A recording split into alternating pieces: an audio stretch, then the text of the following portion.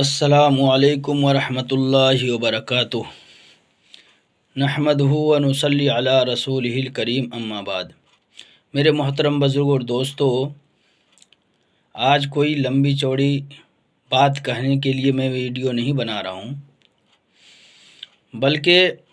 ایک اہم بات کی طرف جو عام طور پر رائج ہے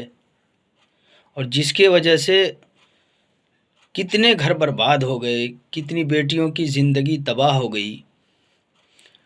آج لوگ جہیز پہ بھی تقریر کرتے ہیں، طلاق پہ بھی تقریر کرتے ہیں، لیکن اس کے باوجود بہت سے گھر اجڑ گئے ہیں۔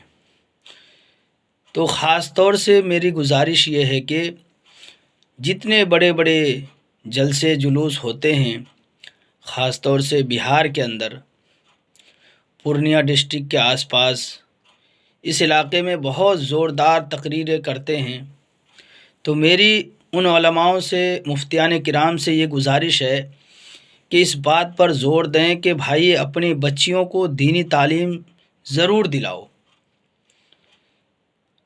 اور جو نکاح پڑھایا جاتا ہے اس سے پہلے بھی طلاق کو واضح طور پر کہ کن کن الفاظ سے کون سے طلاق واقع ہوتے ہیں اور اس کا پھر نتیجہ کیا ہوتا ہے۔ آج غصے میں، نشے میں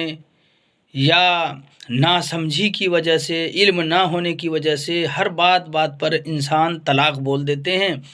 پھر مفتیان کرام سے، کوئی اس مفتی سے، کوئی اس مفتی سے، کوئی وہاں سے، کوئی وہاں سے، کہیں تو بلکہ 10-10 ہزار روپے دے کر بھی اپنے حق میں فتویٰ لے لیتے ہیں، کوئی نیپال میں جا کے اپنے حق میں فتویٰ لے لیتے ہیں، اور پھر غلط طریقے سے، ناجائز طریقے سے اسی کو بیوی بنا کر جس کو طلاق دیا ہے، جبکہ طلاق بائن ہے، طلاق صریح ہے، طلاق کنائی ہے، پھر بولتے ہیں بعد میں کہ ہم نے تو طلاق کے الفاظ نہیں بولے بلکہ طلاق بولا۔ کوئی بولتے ہیں کہ جواب بولا، تو جواب بولنے سے بھی، نیت کرنے سے اس کی طلاق واقع ہو جاتی ہے، لیکن بعد میں پھر مسئلے تلاش کرتے ہیں۔ تو اس لیے خاص طور سے جب نکاح پڑھایا جائے تو کنائی الفاظ کو، صریح الفاظ کو اچھے عالموں سے رابطہ کر کے اس طلاق کے الفاظ کو کہ کن کن وجہوں سے، کن کن الفاظ سے، کیا بولنے سے طلاق واقع ہو جاتی ہے، اور پوری زندگیاں لڑتے ہیں کہ جاؤ تم گھر سے بھاگو، ہم سے تم اسے مطلب نہیں ہے۔ بہت سے ایسے الفاظ ہیں جن سے طلاق واقع ہو جاتی ہے، اور پھر کورٹ کا چکر کاٹتے ہیں اگر فریق نہیں مانتے ہیں۔ اور کئی جگہ تو یہ سنا گیا ہے کہ اگر 3 مہینہ 10 دن گزارنے کے بعد پھر کسی سے نکاح کرا دیتے ہیں، اور وہ نکاح کرنے کے بعد ہی اس کے ساتھ وقت گزارنے سے پہلے، ہم بستری کرنے سے پہلے ان سے پھر سے طلاق دلوا دیتے ہیں اور نکاح کر دیتے ہیں، جبکہ یہ سراسر کیا ہے؟ غلط ہے۔ بلکہ جس کو طلاق دی گئی ہو وہ 3 مہینے 10 دن عدت گزارے، پھر کسی کے ساتھ نکاح کرے اور اس کے ساتھ ہم بستری کرے، رہے، اور پھر اس کی مرضی ہے وہ طلاق دے نہ دے، کوئی زبردستی یا حیلہ کے طریقے سے ان کو نہیں بول سکتے ہیں۔ پھر بھی اگر وہ دے بھی تو ان کے ساتھ وقت گزارنا، ان کے ساتھ سونا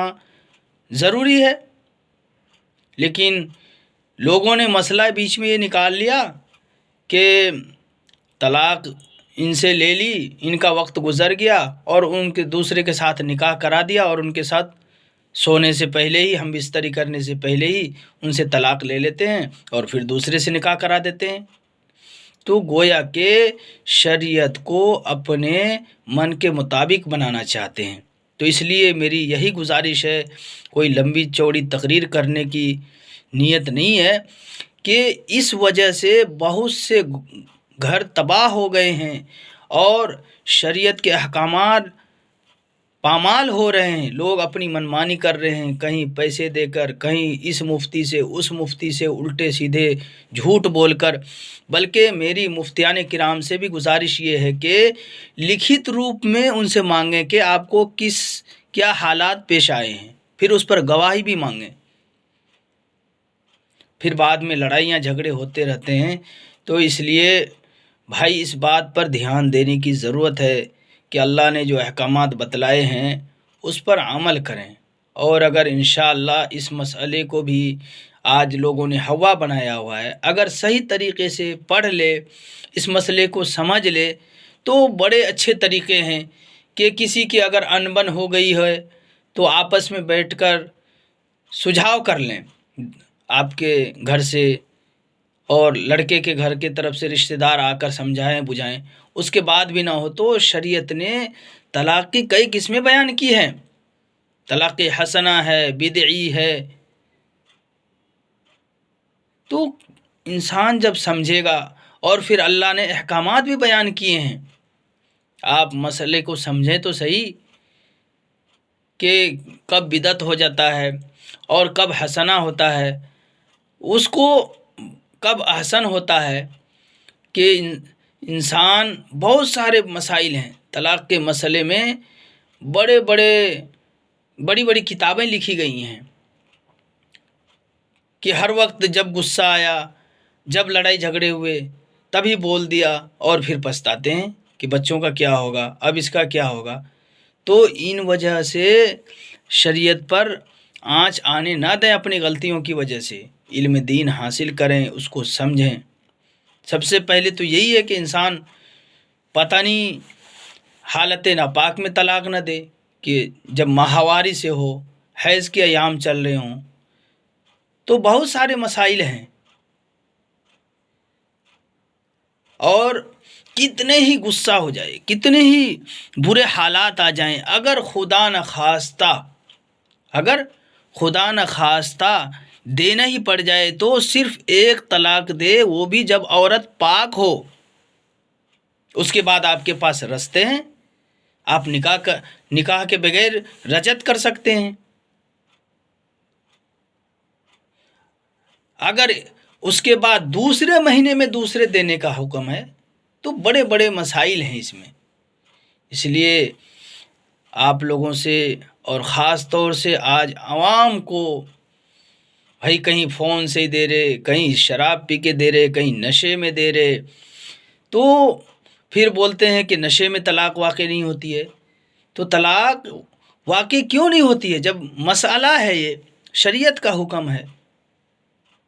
تو کیوں واقع نہیں ہوگی؟ بیوی کو ہی کیوں جاتے طلاق دینے کے لیے؟ تو آپ لوگ ماشاء اللہ پورا دن موبائل چلاتے ہیں، موبائل میں یوٹیوب میں مسائل ہیں، تو اس لیے شریعت کے مسائل کو سیکھیں، شریعت کو سیکھیں۔ اللہ نے سیکھنے کے لیے دنیا میں سیکھ کر زندگی گزارنے کے لیے دیا ہے نا، اس کو کھلواڑ بنانے کے نہیں لیے دیا۔ آپ اپنے من کے مطابق فیصلہ لے لیں گے، مفتیان کرام کو جھوٹ بول کر لے لیں گے، تو اللہ کے یہاں کیا جواب دیں گے؟ اللہ تو دیکھ رہا ہے آپ کے دل میں کیا ہے، آپ نے کیا بولا، آپ کے مسئلے کیا ہیں۔ آپ نے پیسے دے کر یا ادھر ادھر جھوٹ بول کر آپ اپنے حق میں فیصلہ لیں گے تو وہ جائز نہیں ہو جائے گا۔ دنیا کے نظروں میں تو آپ بچ جائیں گے، اللہ کے یہاں کیا جواب دیں گے؟